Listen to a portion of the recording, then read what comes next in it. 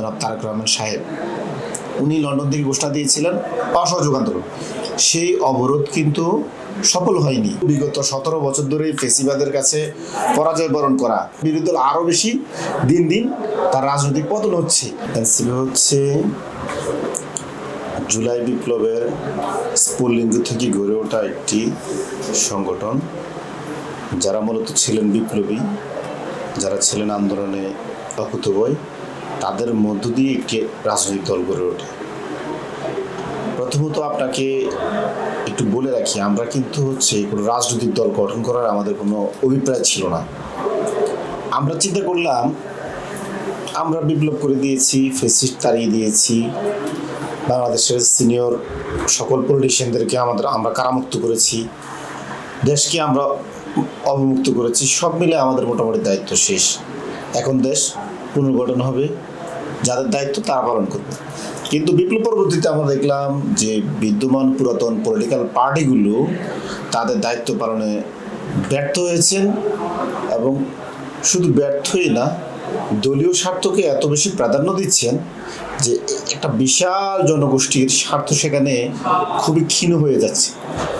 তখনই আমরা চিন্তা করলাম যে না, এই যে জনগোষ্ঠী যারা জীবন দিয়েছে, রাস্তায় নেমেছে, তাদের প্রতি আমাদের অনেক দায়িত্ব কর্তব্য রয়েছে। তারা আমাদের ডাকে সাড়া দিয়েছে, এখন দেশ গঠনে তাদের ন্যায্য হিস্যা বুঝিয়ে দেওয়ার জন্য তাদের ডাকেও আমাদের সাড়া দেওয়া উচিত।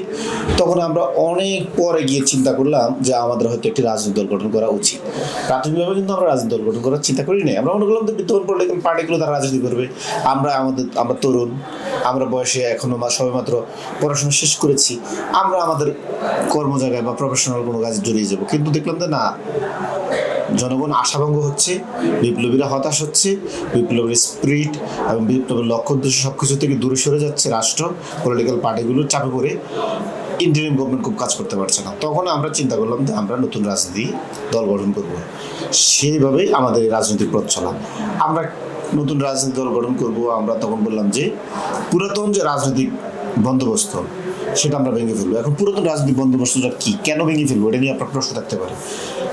আপনার হয়তো স্মরণ আছে 2014 সালে শেখ হাসিনা যে একতরফা ইলেকশন করে, বিনা ভোটে ইলেকশন, 154 জন এমপি বিনা ভোটে সংসদে চলে গিয়েছিল।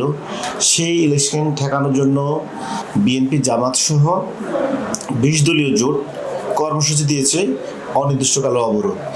সেই অবরোধ কিন্তু সফল হয়নি। আমি বলবো না তা বিএনপি নেতাগুলো রাস্তায় নামেনি, সফল করে তুলতে পারেনি। সে অবরোধ কিন্তু প্রত্যাহারও করা হয়নি, ওই অবরোধটি এখনো চলে। তারপরে আসেন 2018 সালে যে মধ্যরাতের ভোট ডাকাতির ইলেকশন, সেটাও বিদ্যমান পলিটিক্যাল পার্টিগুলো ঠেকাতে পারেননি। জনগণের ভোট আমানত, এই ডাকাতিটা ঠেকাতে পারেননি। ডাকাতরা ভোট ডাকাতি করে নিয়ে গিয়েছে, আর যারা বাংলাদেশপন্থী দল ছিল তারা ব্যর্থ হয়েছে। আপনি আসেন 2024 সালে ইলেকশন, 24 সালে আমি এবং ডামি ইলেকশন, সারা পৃথিবী সবাই জানে এটি একটি আপনার আমি এবং ডামি ইলেকশন, এটা জনগণের মেরিট পাচ্ছে না। ওই ইলেকশনের আগে বিএনপির যে ভারপ্রাপ্ত চেয়ারম্যান জনাব তারেক রহমান সাহেব, উনি লন্ডন থেকে ঘোষণা দিয়েছিলেন অসহযোগ আন্দোলন। মনে রাখবেন, এই অসহযোগ আন্দোলনে উনি কিন্তু চমৎকার কিছু কথা বলেছেন জনগণকে, দলের নেতাকর্মীদেরকে, দেশবাসীকে। তা আপনারা এখন থেকে আর খাজনা দিবেন না, বিদ্যুৎ বিল দিবেন না, পানি বিল দিবেন না, অফিসে যাবেন না কিন্তু বেতন নিবেন, স্কুলে যাবেন না, স্কুল টিচাররা বেতন নিবেন, সকল কিছু বললেন। ওই আন্দোলন সফলতার মুখ দেখেনি। বিএনপির দলীয় নেতাকর্মীরা সেভাবে দমন পীড়নের কারণে নামতে পারেননি। দেশের মানুষও দলীয় নেতাকর্মীদের ত্যাগ সেভাবে দেখতে না পেয়ে দেশের মানুষও ওই আন্দোলনে সাড়া দেননি। তো এই যে রাজনৈতিক দলগুলো বিগত 17 বছর ধরে ফেসিবাদের কাছে পরাজয় বরণ করা, ক্ষমতায় আসতেও পারছেন না, আবার বিরোধী দল থেকে তার দায়িত্ব পালন করতে পারছেন না, প্রতিবাদও করতে পারছেন না। মানে নিজেরা নির্যাতিত হচ্ছেন এবং সাথে সাথে জনগণকেও ডুবাচ্ছেন। জনগণ তো কথা ছিল যে বিরোধী দল জনগণকে উদ্ধার করবে ফেসিজম থেকে, তো বিরোধী দল তো জনগণকে উদ্ধার করতে পারতেছে না, বরং বিরোধী দল আরো বেশি দিন দিন তার রাজনৈতিক পতন হচ্ছে, তার রাজনীতি ভেঙে যাচ্ছে, তার রাজনীতি নষ্ট হচ্ছে, ক্ষয় হয়ে যাচ্ছে। এই জন্য আমরা বললাম যে একটা রাজনীতি যে কাঠামোগত যে সমস্যাটা, এটা রাজনৈতিক দলগুলো, বিদ্যমান পলিটিক্যাল পার্টিগুলোর সমস্যা রয়েছে। এই পুরাতন রাজনৈতিক বন্দোবস্ত থাকা উচিত না। এখানে স্ট্রাকচারাল সমস্যা আছে পলিটিক্যাল পার্টিগুলোর মধ্যে, যার কারণে তারা সফল হয়নি। এবার আসেন রাষ্ট্রের যে আমরা নতুন বললাম যে আমাদের মানে নতুন বন্দোবস্ত, রাষ্ট্র বা রাষ্ট্রের যে চালানোর জন্য যে আমাদের মৌলিক আইন সংবিধান, আপনি দেখেন এই 54 বছরের যে সংবিধান আমাদেরকে পরিচালিত করার কথা, আমাদের সকল অধিকার সংরক্ষণ করার কথা, মৌলিক অধিকার ফিরে দেওয়ার কথা বা মৌলিক অধিকারকে দিন দিন বিকশিত করার কথা, সেই সংবিধান আমাদের একটি ভোটাধিকার পর্যন্ত রক্ষা করতে পারে নাই। এই যে 1972 সালের মুজিব ইন্দিরার যে চাপিয়ে দেওয়া 72 সংবিধান, এই সংবিধান অনুযায়ী 1% ভোট না পেয়েও কিন্তু শেখ হাসিনা প্রধানমন্ত্রী ছিলেন। সংবিধান অনুযায়ী প্রধানমন্ত্রী সে এখনো বলে সে প্রধানমন্ত্রী, কারণ ওই যে মুজিব ইন্দিরার 72 সংবিধান কি সে এখনো দেখায়, দিল্লিতে বসে বসে বলতেছে আমি কিন্তু এখনো প্রধানমন্ত্রী। আমাদের নেতা কর্মীরাও কিন্তু এই 72 সংবিধান, মুজিব ইন্দিরার সংবিধান অনুযায়ী তাকে প্রধানমন্ত্রী বলতেছে, অথচ সে 1% ভোট না পেয়েও কিন্তু প্রধানমন্ত্রী থাকতে পারতেছে। এই যে সাংবিধানিক সমস্যাটা, যে আপনি ভোট ছাড়া প্রধানমন্ত্রী থাকতে পারতেছেন, এমপি থাকতে পারতেছেন, উপজেলা চেয়ারম্যান, জেলা পরিষদ চেয়ারম্যান, ইউনিয়ন পরিষদ চেয়ারম্যান, মেম্বার পর্যন্ত থাকতে পারতেছেন, জনগণের ম্যান্ডেট লাগতেছে না। আমরা বললাম যে এই সংবিধান চলবে না, আমাদের নতুন একটি সংবিধান লাগবে, যে সংবিধান ভোট ছাড়া কাউকে তার জনপ্রতিনিধি নির্বাচিত দিবে না বা চেয়ারে বসতে দিবে না, তার জনপ্রতিনিধি সে মানবে না। এই জন্য আমরা বললাম যে নতুন একটি সংবিধান লাগবে।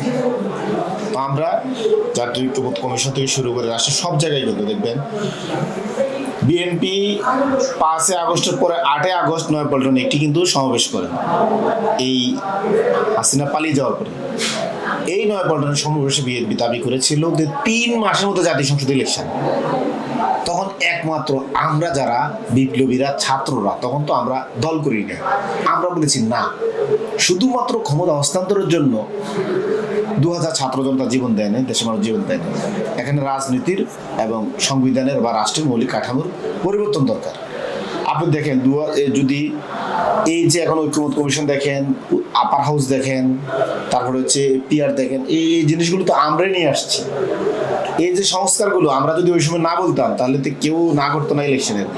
আপনার যে বিএনপি যে 8 আগস্ট 2024 সালে নয়াপল্টনে 3 মাসের মধ্যে নির্বাচন দাবি করেছে, ওই নির্বাচনের বিরোধিতা কিন্তু কেউ করে নাই, জামাতও করে নাই, বা তাদের সাথে সমমনা যে আর 63 দল বলেন বা রেজিস্টার্ড আনরেজিস্টার্ড বিএনপি সমমনা দল বলেন, তারা কেউ কিন্তু এটাকে ডিসএগ্রি করে নাই। তার মানে তারাও কিন্তু ইলেকশনটা হয়ে গেলে কোনো বড় ধরনের বিরোধ ছিল না, বা এটা মেনে নিয়েছিলেন।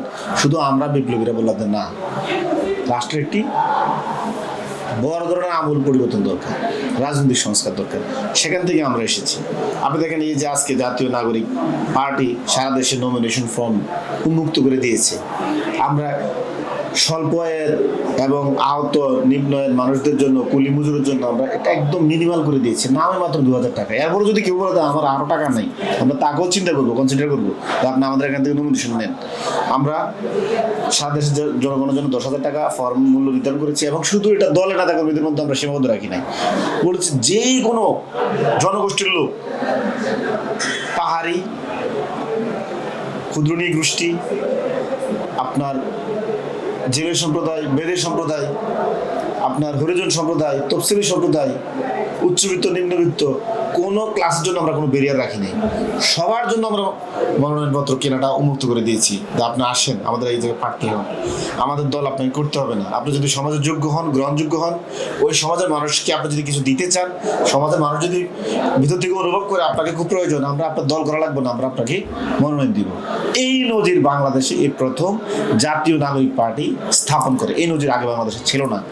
দলের সাধারণত নেতা না হলে, দলের সাংগঠনিক নেতা না হলে সাধারণত কাউকে মনোনয়ন দেয় না বা মনোনয়ন কিনতেও সুযোগ রাখে না।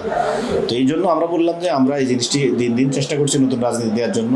তারপর আমরা যেটা বললাম পরিবারতন্ত্রের বিরুদ্ধে, পাকিস্তান আমলে 22 পরিবার এই দেশকে লুটপাট করতো, পুরো পাকিস্তানকে লুটপাট করতো, আমাদের এই অঞ্চল সহ।